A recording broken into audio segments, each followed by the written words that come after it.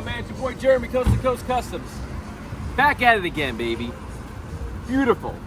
We got here, we got an Audi. It's a Q8. Big. Largest, well, I think it's the largest Audi they make in SUV is the Q8. 26s, no problem. 26s, slap right on this vehicle with no problem.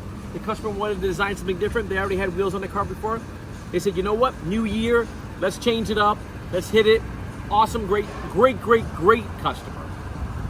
26 ECL Forgiatos, of course, why not? You gotta go Forgiatos, baby. And it just sits perfect. They wrapped it this color red, or is this candy red? It's a wrap. And I'm telling you, this thing's a little dirty right now because I just don't know why. Everyone gives me dirty vehicles, don't give me clean vehicles. And I don't wash cars. Maybe I should start washing cars, I think.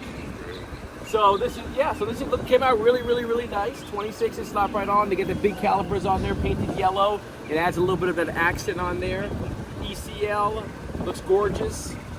Do its thing, man. Coast to Coast Customs, always something different, man.